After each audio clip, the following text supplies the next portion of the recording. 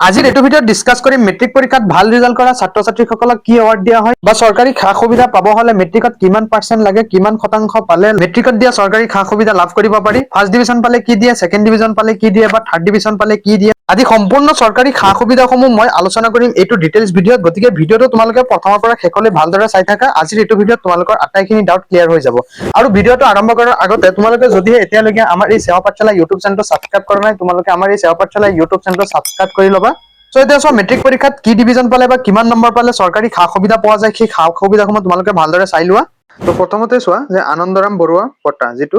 তোমালোকৰ চোৱাচোন কি কৈছে যে অসম চৰকাৰৰ এইখন আটাইতকৈ জনপ্ৰিয় আঁচনি ইয়াৰ অধীনত বিশেষ কৃতিত্ব অৰ্জন কৰা ছাত্ৰ ছাত্ৰীক পুৰস্কৃত কৰা হয় ইয়াৰ যোগ্যতা কি হ'ব লাগিব চোৱা যে যিসকল ছাত্ৰ ছাত্ৰীয়ে মেট্ৰিকত ৭৫% বা ৭৫% বা ইয়াতকৈ বেছি নম্বৰ লাভ কৰে তাৰ পিছত পুৰস্কাৰ হিচাপে কি দিয়ে আগতে ল্যাপটপ দিয়া হৈছিল কিন্তু বৰ্তমান সময়ত ইয়াৰ পৰিৱৰ্তে এককালীন আৰ্থিক সাহায্য প্ৰায় ১৬,০০০ টকা বেংক একাউণ্টত ছাত্ৰ বা ছাত্ৰীজনক প্ৰদান কৰা হয় তাৰ পিছত যেটো ২ নম্বৰ হেতু হল সাৰথী শৈক্ষিক ঋণ ৰেহাই আঁচনি অৰ্থাৎ অভিনন্দন এডুকেশ্যন লো সাবসিডি উচ্চ শিক্ষাৰ বাবে বেংকৰ পৰা ঋণ লব বিচৰা ছাত্ৰ ছাত্ৰীৰ বাবে এই আঁচনিখন অতি উপযোগী ইয়াৰ সুবিধাসমূহ হল যে চৰকাৰে শিক্ষা ঋণৰ ওপৰত এককালীন ৫০,০০০ টকা পৰ্যন্ত ৰাজ সাহায্য অৰ্থাৎ সাবসিডি প্ৰদান কৰে তাৰ পিছত ৩ নম্বৰ যে কেন্দ্ৰীয় চৰকাৰৰ জলপানী অৰ্থাৎ যে সেন্ট্ৰেল গভৰ্ণমেন্টৰ পৰা কি দিয়ে চোৱা যে নেশনেল স্কলাৰশ্বিপ পৰ্টেল অৰ্থাৎ এনএছপিৰ জৰিয়তে কি কৰে মেট্ৰিকত ভাল ফলাফল লাভ কৰা ছাত্ৰ ছাত্ৰীসকলে কেন্দ্ৰীয় চৰকাৰৰ বিভিন্ন জলপানীৰ বাবে আবেদন কৰিব পাৰে বা বিভিন্ন স্কলাৰশ্বিপ আদিৰ কাৰণে কি কৰিব পাৰে আবেদন কৰিব পাৰে কি সুবিধা দিয়ে সেন্ট্ৰেল গভৰ্ণমেন্টে চোৱা এক নম্বৰ দিছে যে মিনিষ্ট্ৰি অফ মাইনৰিটি এফেয়াৰ্স স্কলাৰশ্বিপ অৰ্থাৎ সংখ্যালঘু যিখিনি আছে সংখ্যালঘু শ্ৰেণীৰ যিখিনি মানুহ আছে অৰ্থাৎ ধৰা মুছলমান জাতিৰ খ্ৰীষ্টান বা শিখ বৌদ্ধ আদি সম্প্ৰদায়ৰ ছাত্ৰ ছাত্ৰীৰ বাবে বিশেষ কিছুমান জলপানী আছে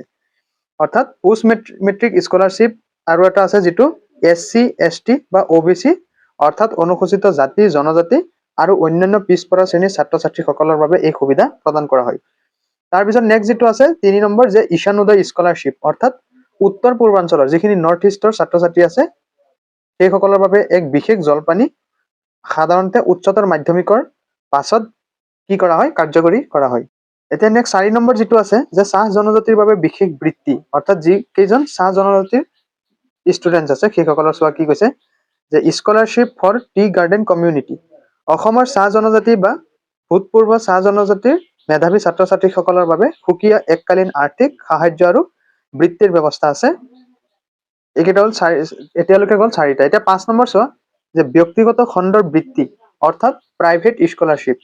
চৰকাৰী আঁচনিৰ উপৰিও কিছুমান ব্যক্তিগত সংস্থাই মেট্ৰিকত ভাল ফলাফলৰ ওপৰত ভিত্তি কৰি কিছুমান বৃত্তি প্ৰদান কৰে যেনে ১ নম্বৰটো তোমালোকে চোৱা যে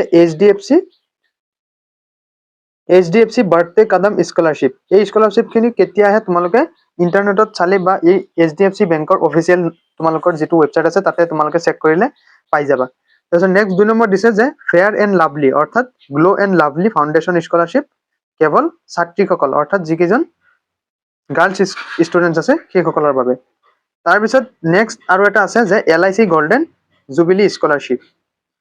ইয়াতে চোৱা কি কৈছে কেইটামান প্ৰয়োজনীয় কথা কি কৈছে কাগজ পত্ৰ সাজু ৰাখিব কৈছে সকলো ছাত্ৰ ছাত্ৰীক যে সকলো আঁচনিৰ বাবে ছাত্ৰ ছাত্ৰীসকলক কাষ্ট চাৰ্টিফিকেট যেটো আছে যিসকল ধৰা এসসি এসটি আদি কেইজনৰ বাবে কাষ্ট চাৰ্টিফিকেটটো প্ৰথমৰ পৰাই ৰেডি ৰাখিব লাগে তাৰপিছত আৰু এটা হল যে ইনকাম চাৰ্টিফিকেট তোমাৰ বছৰেকীয়া কিমান তোমালোকৰ বা তোমাৰ পৰিয়ালৰ কিমান উপাৰ্জন কৰে সেইটো তোমালোকে ওচৰৰ যেটো মণ্ডল অফিচ আছে তোমালোকে তাৰ পৰা পাই যাবা তাৰপিছত নেক্সট যেটো আছে যে বেংক পাছবুক সেই ছাত্ৰ বা ছাত্ৰীজনৰ নিৰ্দিষ্ট যিজনে মেট্ৰিক পাছ কৰিছে তুমি যদি স্কলাৰশ্বিপ পাব বিচাৰা তোমাৰ নিজৰ নামত বেংক পাছবুক লাগিব আৰু আধাৰ কাৰ্ড সঠিক কৰি তোমালোকৰ হাতত ৰাখা এইখিনি ৰাখিলে তোমালোকে এই স্কলাৰশ্বিপখিনি তোমালোকে সময়মতে যদি এপ্লাই কৰা তোমালোকে এই গোটেইখিনি সুবিধা লাভ কৰিব পাৰিবা তাৰপিছত ইয়াতে কি কৈছে চোৱা যে ডিভিজনৰ গুৰুত্ব প্ৰথম বিভাগত উত্তীৰ্ণ হলে কেন্দ্ৰীয় চৰকাৰৰ বিভিন্ন মেৰিট বেস বৃত্তিৰ বাবে আবেদন কৰাটো কি হৈ পৰে সহজ হৈ পৰে গতিকে এইখিনি আছিল তোমালোকৰ মেট্ৰিকত ভাল ৰিজাল্ট কৰিলে তোমালোকৰ কেইটামান খা সুবিধা